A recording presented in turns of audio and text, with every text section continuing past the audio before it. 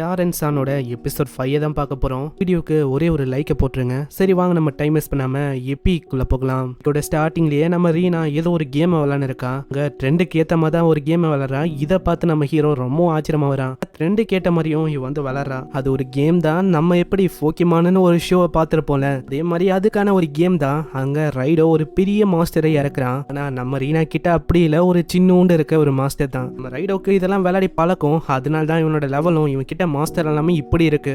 ரீனா அப்படி இல்ல, ஒரு பிகினர் தான். சரி இருந்தாலும் இதுதான் என்னோட வாய்ப்பு, நான் விட்டு கொடுக்குற மாதிரி இல்ல. அங்க ஒரு பயங்கரமான அட்டாக்க பண்றான். ஆனா ரீனாவோட அந்த குட்டி மாஸ்டருக்கு எதுவுமே ஆகல. கடைசியில அந்த மாஸ்டர் ஏதோ ஒரு ஸ்கில்ல பயன்படுத்தி இருக்கும். அது வழியா கிரிட்டிக்கல் டேமேஜ் என்னதான் கொடுத்தாலும் மாஸ்டருக்கு ஒரே ஒரு ஹெச்பி இருக்கும். அது ஒரு அட்டாக்க பண்ணா நம்ம ரைடோ அவளைக்கும் அதை கண்டுக்கல. இந்த மாதிரி சின்ன அட்டாக்கால என்னோட மாஸ்டரை என்ன பண்ண முடியும் அப்படின்னு தான் யோசிக்கிறான். ஆனா அந்த அட்டாக்னால நம்ம ரைடோட மாஸ்டரோட ஹெச்பியும் ஒரே லெவலுக்கு வந்தது. அங்க ரவுண்ட் 2 ஆரம்பிக்குது. இந்த வாட்டி எப்படியாச்சும் நம்ம ஹீரோ ஜெயிக்கலாம் ட்ரை பண்றானா. நான் ஃபர்ஸ்ட் அட்டாக்க வெறுமா பண்ணாலே போதும், அந்த ஒரு ஹெச்பி அது காலி ஆயிடும். ஆனா இவன் எதிர்பார்க்காத விஷயம் என்னன்னா, அந்த குட்டி மாஸ்டர் அது லைட்டா ஒரே ஒரு பஞ்ச் தான் வித்து. அதுக்கே நம்ம ஹீரோ ரைடோ அவனோட மாஸ்டர் ஒண்ணுமே இல்லாம ஆயிடுது. இது அவனால எதிர்பார்க்க முடியல.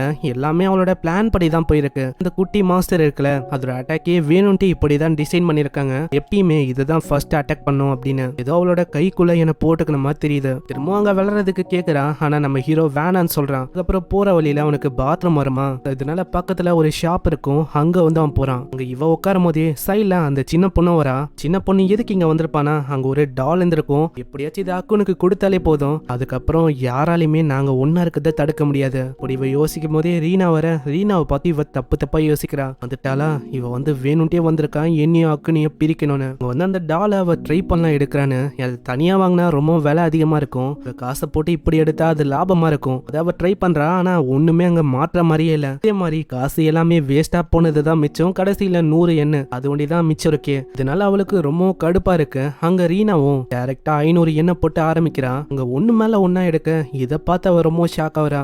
ஏதோ எதிர்பார்த்திருப்பா இவளும் கண்டிப்பா தோத்து போவான்னு. ஆனா நம்ம ரீனா அப்படி இல்ல, நிறைய வேத்துட்டா. அதுக்கும் மேல இவளை கலாய்க்கிற மாதிரிலாம் இவளுக்கு தோந்து. போகும்போது ஏதோ ஒரு டிக்கெட்டும் கீழே விழுது. அதை அவ கண்டுக்காம போயிடுறா. அது பார்த்தா இன்னொரு மூவ் பண்றதுக்கான ஃப்ரீ டிக்கெட் தான். ரீனா இதை நீ கீழே போட்ட, ஆனா நம்ம ரீனா வேணும்ட்டே தான் இதை கீழே போட்டிருப்பா.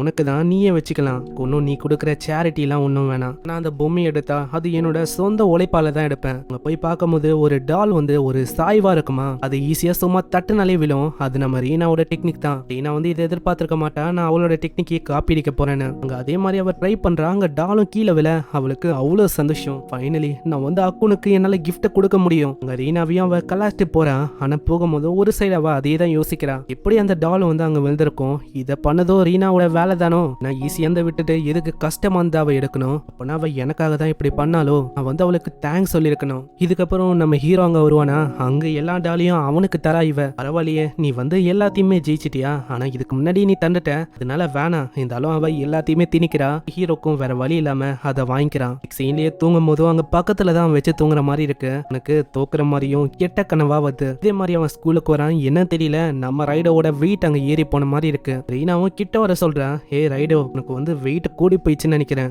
கேட்ட ஷாக்ல அங்க இருந்து தெரியாதனமா அவன் கீழே விழுறான். அப்புறம் தான் தெரியுது இது எல்லாமே அவளோட இமேஜினேஷன் தான். வந்து அப்படி சொல்லக்கூடாது. இதனாலே அவன் ஒரு முடிவு எடுக்கிறா. எப்படியாச்சும் அவனோட வெயிட்டை கம்மி பண்ணும். ஏன்னா அப்போ இருந்ததை விட வெயிட் டபுள் மடங்கு ஏறி இருக்கு.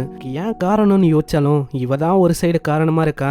சாப்பாடுன்னு இந்தான்னு கொடுத்து நிறையவே வெயிட்டை ஏத்திட்டா. அதனால அவளுக்கு ஒரு மாதிரி கில்ட்டா இருக்கு. அங்க வெயிட்டை கம்மி பண்றதுக்கெல்லாம் புக்கை பாக்குறா.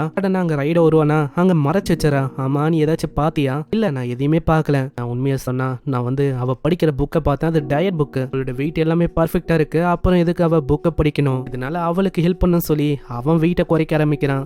நம்ம ஃபிட்டா இருந்தா தானே மத்தவங்களுக்கு ஹெல்ப் பண்ண முடியும். இதனால கிரியேட்டின், எக்ஸசைஸ், இந்த மாதிரி ஏகப்பட்ட விஷயத்த ஆளு பண்றான். இதே மாதிரி அடுத்த நாளாவது அவன் ஃபிட்டா வரானா. இதை பார்த்து அவன் ரொம்ப ஆச்சரியமா வரா. ரைடவும் சொல்றான், நீ வந்து அவளுக்கும் ஃபிட்டா தான் இருக்க, அதனால நீ எக்ஸசைஸ் பண்ணணும்னு எந்த விதமான அவசியமும் இல்ல. ஒரு புக்கையும் அவன் ரெக்கமெண்ட் பண்றான். ஆனா அது வேணான்னு அவன் சொல்லிடுறா. அதுக்கப்புறம் அங்க எக்ஸாமை பத்தி டீச்சர் வந்து சொல்ல, அங்க வந்து எக்ஸாம்ல ஃபெயில் ஆனா இன்னமும் நிறைய இம்போஷன் மாதிரி நிறைய விஷயங்களை தருவாங்களாம். அதனால நம்ம ரைடோ தான் ஃபர்ஸ்ட் பயந்து போறான். நான் போன வாட்டி அவனோட ரேங்க் அது 151ல இருந்திருக்கும். நம்ம ரீனாவை பார்க்கும்போது ரீனா ரொம்ப ஆர்வமா இருக்கா. அவளோட முகம் இப்பயே எக்ஸாம் எழுதுற மாதிரி இருக்குமா. இதனால அவளையே இவன் கடவுளா வணங்குறான். அவன் ஒண்டி ரீனா கூட படிச்சா கண்டிப்பா என்னால பாஸ் பண்ண முடியும். இதனாலேயே அந்த விஷயத்த பத்தி அவன் கேட்கறான். வேற எங்கேயாச்சும் போய் படிக்கலாமான்னு சொல்லி இடத்தையும் அவங்க தேடுறாங்க. ஒரு வாட்டியும் இடம் வந்து ஃபிட் ஆகல. லைப்ரரிக்கு போனா அங்க பேசி பேசியே நோட்டே காலி ஆயிடுது. ஜூஸ் கடையில ஜூஸை காலி பண்ணிடுறாங்க. பெட்டோட ஷாப்ல பெட்டோட தொல்லையை அவங்களால தாங்கிக்க முடியல. கடைசியா ஸ்கூல் தான் ஒரு நல்ல இடமா இருக்கு, அங்கதான் அவங்க ஒன்னாம படிக்கிறாங்க. யாரை டீச் பண்ணணும்னு அவங்க வந்து யோசிக்கிறாங்க. எக்ஸாம்ல யாரு பர்ஃபார்ம் பண்ணாங்களோ அவங்க தான் இல்ல டீச் பண்ணும். போன எக்ஸாம்ல நம்ம ரீனா தான் அங்க நல்லா பண்ணிருப்பா, இதனால அவ தான் அங்க டீச் பண்ற மாதிரி ஆயிடுது. இதே மாதிரி அவங்க நல்லாவும் படிக்கிறாங்க. அடுத்ததா கிளீனிங் டியூட்டின்னு ஒண்ணு வருது. அதுல அவங்க 2 ஃப்ரெண்ட்ஸ் இருப்பாங்க. அவங்களுக்கு கிளீனிங் வந்து சுத்தமா பிடிக்காது. டியூட்டி அப்போ இவங்க 4 பேர் தான் கிளீன் பண்ற மாதிரி இருக்கும். ரீனா கிட்ட அவன் கேக்குறானா, ரீனா தயாரா வந்திருக்கா. உண்மையா சொன்னா, ரைடோ எனக்கு கிளீனிங்னா ரொம்ப பிடிக்கும் தெரியுமா. இதே மாதிரி அவங்களோட கிளீனிங்கும் அங்க ஆரம்பிக்குது. ஏதோ ஒரு சீக்கிரட்டான ஒரு வெப்பன் எடுக்கிறான். வச்சு அவ எங்கெல்லாம் எட்டலையோ அவங்க கிளீன் பண்ணுவாளோ, ஆனா உடைச்சிட்டா ஏதாச்சும் ஆயிடுமே. ஆனா அவன் நினைச்ச மாதிரி எதுவும் இல்ல, அது ஒரு ஸ்டிக் தான், அதை வச்சு அவ கிளீன் பண்றா. இதே மாதிரி அங்க ப்ரொஃபஷனலா வெளியில எல்லாம் கிளீன் பண்றா. இதை வந்து நம்மளால எதிர்பார்த்திருக்க மாட்டான். இந்த அளவுக்கு பயங்கரமா போவான்னு நான் எதிர்பார்க்கல. இவளோட ஃபேமிலியோட பேக்ரவுண்ட் அசாசினா இருக்குமோ, இதனால தான் இவளோட முகத்துல எந்த விதமான எக்ஸ்பிரஷனும் இல்ல, சைலன்ஸாவும் இருக்கா.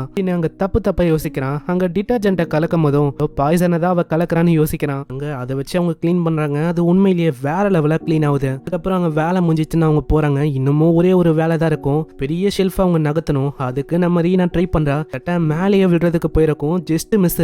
ரைட வந்து காப்பாத்துறான். நல்ல வேலை ரீனா, உனக்கு எதுவுமே ஆகல. எக்ஸாமுக்கு முன்னாடி உனக்கு ஏதாச்சும் ஆயிருந்தா அவ்வளவுதான் பிரச்சனை ஆயிருக்கும். நல்ல வேலை நீங்க காப்பாத்திட்டீங்க, ரொம்ப நன்றி. உனக்கு எதுவும் ஆகல. இல்ல எனக்கு பிரச்சனை இல்ல, நான் ஓகே தான். ரீனா எதுக்குன்னு தெரியல மன்னிப்பையும் கேட்கறான். இதுக்கப்புறம் அவங்க படிச்சா முடிக்கிறாங்க. மெட்டீரியல்ல இருக்க ஒரு விஷயத்தையும் அவங்க விடாம கவர் பண்ணிட்டாங்க. இப்போ எனக்கு ரொம்ப கான்ஃபிடென்ட்டா இருக்கு. நாளைக்கு எக்ஸாம் நினைச்சு நான் கவலைப்பட வேணாம். ரீனாக்கும் அவ்வளவு சந்தோஷமா இருக்கா. அப்படியே அங்க கட்டி வச்சுக்கிறா. அதான் என்னோட ஃபர்ஸ்ட் டைம். ரொம்ப எனக்கு சந்தோஷமா ஃபீல் ஆகுது. நான் ஏதோ ஒரு வகையில உனக்கு ஹெல்ப் பண்ணிருக்கேனா, அதனால எனக்கு ரொம்ப சந்தோஷமா இருக்கு. நான் இது வரைக்கும் நீ என்ன புரிஞ்சுக்கணும்னு சொல்லி நிறையவே ஹெல்ப் பண்ணிட்ட. நான் உன்னையே நம்பி இருக்கிற மாதிரி நிறைய விஷயம் ஏற்பட்டது. இருந்தாலும் நீ வந்து எனக்கு சந்தோஷமா ஹெல்ப் பண்ண. இப்போ கூட தனியாவே நான் கிளீனிங்க பண்ணி உனக்கு ஹெல்ப்பா இருக்கலாம்னு நான் ட்ரை பண்ணேன். கடைசியிலையும் நீ தான் எனக்கு உதவியா இருக்கிற மாதிரி ஆயிடுச்சு. இல்லரினா நீ வந்து அப்படியெல்லாம் சொல்லக்கூடாது. நீ ஒரு முறையும் எனக்கு உதவியா தான் இருந்திருக்க.